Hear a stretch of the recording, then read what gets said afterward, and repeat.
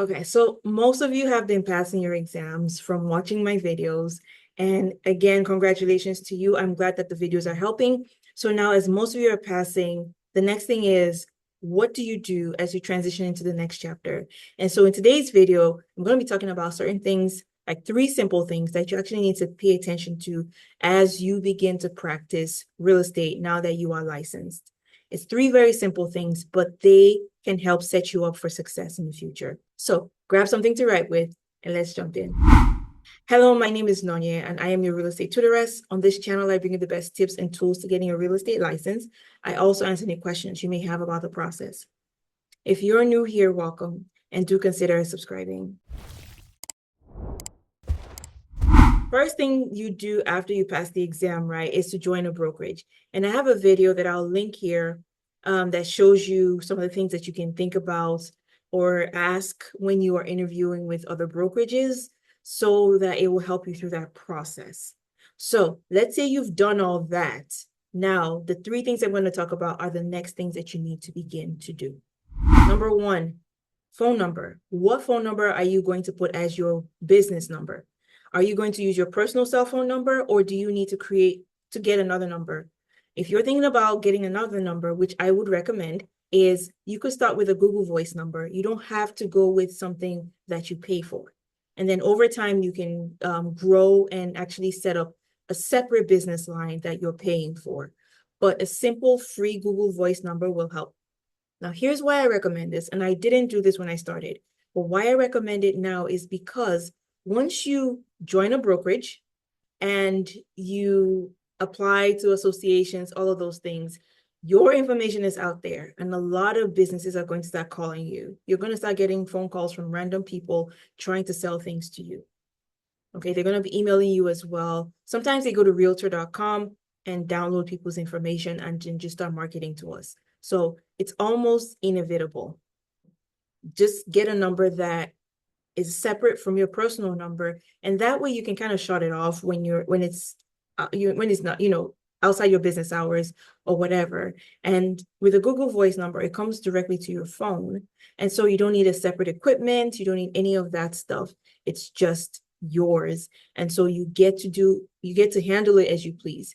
And also, if you grow and scale your business, you can even redirect that Google Voice number to an assistant, for example, during certain hours that you're not available to answer calls, or if you're on vacation or something like that. So having that separate number will really, really help you as you grow your business and begin to scale. So that's number 1. The second thing is email.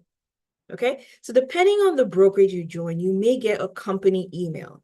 So your name at abcrealty.com or whatever it is, right? That's great. And that's good to put on business cards and things like that. But I will tell you this, make sure you have another email address that you also use to communicate with your clients. Now, you may need to check with your brokerage policy because some brokerages have different policies. But the reason for this is, what if you choose to leave that brokerage and the only email people have for you is your name at abcrealty.com? Now, after you've left, guess what? They're going to email that address and it's just going to get sent to we don't know who. So you can use the company email to advertise, right? But when you develop a relationship with a client or things like that, make sure they have your other email address so that they can reach you through that when they need to. If you're thinking about the email to use, you could use a simple free one, right? A Gmail, Outlook, whatever it is that you wanted to use, Yahoo, AOL. I still see AOL out there, actually. All right, so you could use whatever you want, or you can buy a domain and have your own personalized email address too, that you will carry on with you as you go along. All right, so whichever way works best for you. Like I said, I'm trying to give you free stuff, so create a free email. Now, don't put your company name as part of your email address. So I've seen people who are like Nonye Realtor, ABC Realty at gmail.com, for example. What happens when you leave ABC Realty? So maybe just Nonye Sells Homes or your realtor Nonye, something like that, that is transferable if you ever leave a brokerage. Like I said, these are like really simple things, but these are things that we don't really think about starting out. And if you structure it well, as you grow, as you scale, as you expand, you already have the foundation in place. Number 3, branding and advertising. Like you learned in real estate school, you only advertise under your sponsoring broker's name. So after you get your license, begin to market yourself, begin to advertise yourself. I just watched the Instagram reel recently, and the person on there was like, you got to promote yourself because nobody else is going to promote you. So as much as you can, begin to promote yourself. Talk to people that you already know.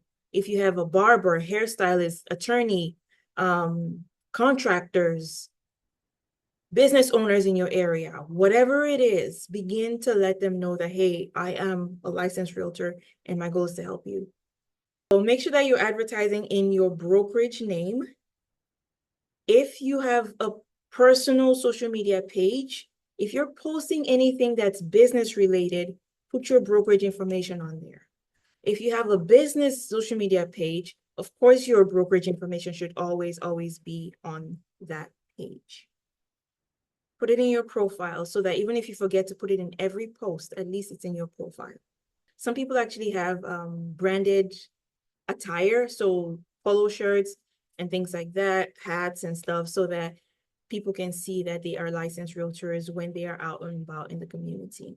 So you got to think about ways to advertise yourself. If you're already someone who is great with social media, this is something that you should not have a problem with. So just begin to let people know what you're doing. Go to showings, even if it's by yourself, and show them that you're out there, you're working, you're learning about the market, you're looking at available homes on the market, seeing what they're selling for, so that when they are ready, you will be their trusted realtor or trusted real estate agent to work with. In terms of things to post, for example, flyers or social media posts, business cards, things like that, a lot of brokerages have templates that you could just plug your information into and your picture, and you can just send it off to print, or you could post it on social media. If your brokerage doesn't have that, Canva is free. You could use Canva to create those things. There are lots of templates on Canva for real estate agents. Just plug your stuff in there and use it to market yourself. And speaking of using pictures, make sure that you have good professional headshots, something that you can share. And it's good to keep it consistent across your platforms. That way people are seeing the same picture of you as they from one platform to the other, versus having different pictures in different places. And then the last thing about branding and advertising yourself and things like that is be able to communicate your value. Especially as a new agent, people may look down on you and say, hey, you're just new, what do you know? But if you're informed, it gives you more confidence. So earlier I mentioned, go to showings, look at homes, learn about the market. So if someone asks you today, how's the market in your area? How do you respond?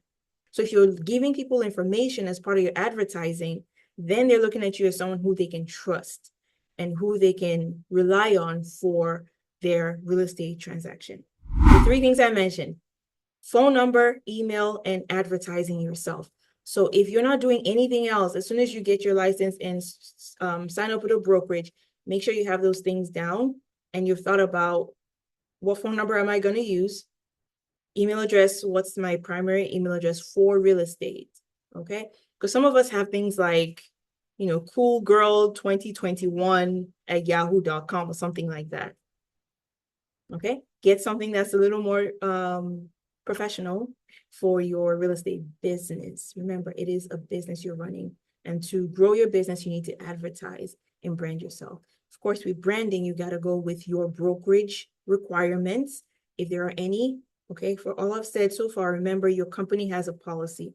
So as you're interviewing them, know what the policy is and know what you're signing up for, so that once you get your license, you are advertising according to their policies and you're branding yourself accordingly as well.